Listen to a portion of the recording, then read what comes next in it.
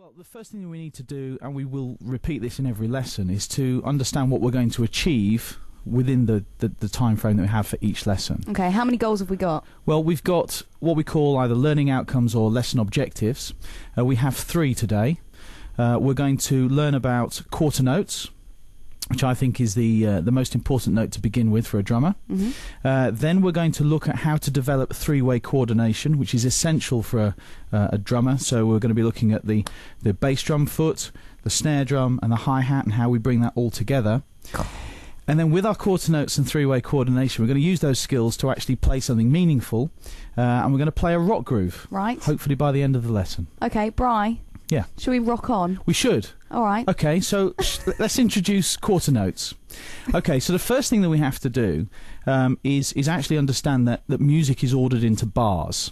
Okay, so it's not some abstract flinging around of time. It's very ordered, very structured. Phew. Okay, so the most common type of bar has got 4 beats in it. You probably feel that most commonly with most pop music, and you know many people have heard this term at school. You know, the 4 beats in a bar.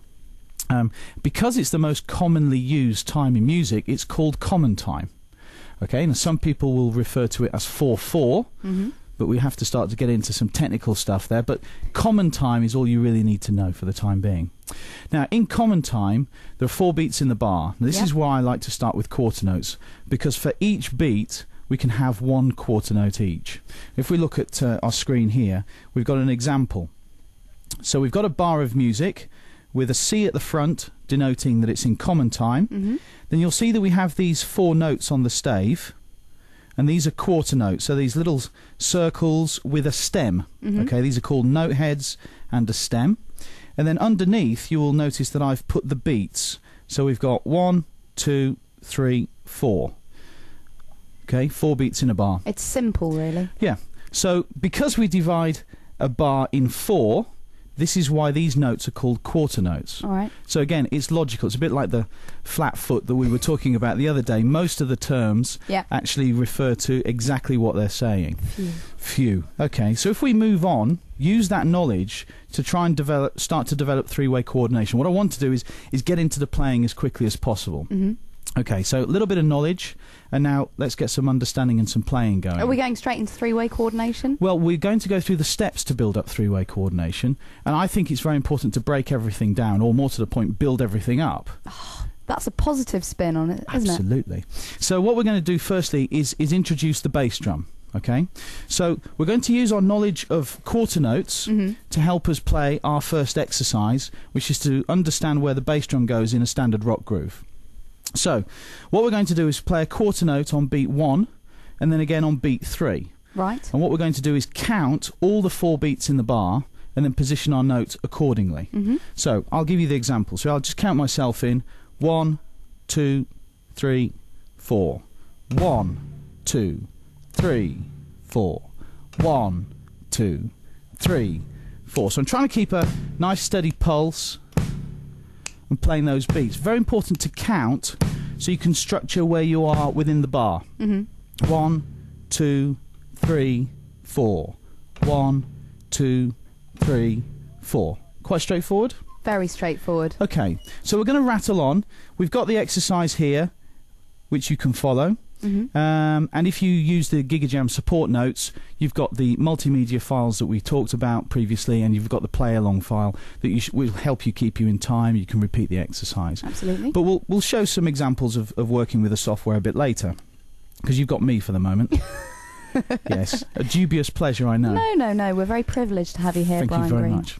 Well, the second stage, once you've got your bass drum together, is to have a look at bringing the snare drum in. Okay. Now, this uses beats 2 and beat 4 within a common time bar. Yeah. So we've got the bass drum on 1 and 3. Okay, let's stick that in the pocket for the moment. We're now going to look at playing the snare drum on beats 2 and 4. Now, I'm not going to get too technical about how you hit the drums at this stage. I want people to just get on with it. Just hit them. Yeah, just watch what I'm doing and get on with it. If we get too concerned with technique, it kind of stifles us. Do I hold the stick like this? What do I do? No, come on, let's just get on with it. We'll develop as we go along. Just do what feels natural. To a large extent, and then we can always sort of tinker around in these early stages before any bad habits become really bad news. So just holding the sticks in a nice relaxed grip, using your left hand for a right-handed drummer, using your left hand on the snare drum. So what we're going to do is going to strike the snare drum largely in the middle on beats 2 and 4. Again, count yourself in so you know what you're doing. So 1, 2, 3, 4. 1, 2, 3, 4. 1, 2, 3, 4. 1, 2, 3, 4.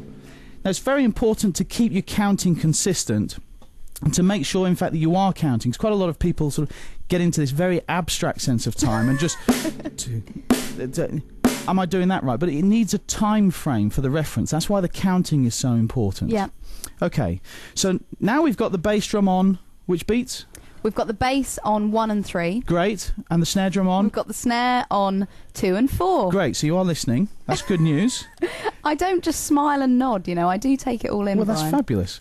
We're now going to actually, on our way to 3-way coordination, we've looked at 1-way coordination with the bass drum and then the snare drum independently of each other. Now what we're going to do is look at 2-way coordination, where we're putting the bass drum and the snare drum parts together. Now, as you said, bass drum on 1 and 3, snare drum on 2 and 4. Yeah. Let's get on with it. So it's going bass, snare, bass, snare. It is. Let's count the notes in the bar, okay? So, count me in.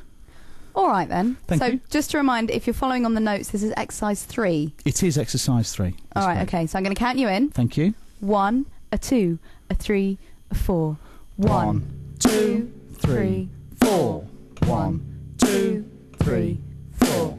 Bass, snare, bass, snare. Perfect. Bass, snare, 2, 3, bass, 4. snare.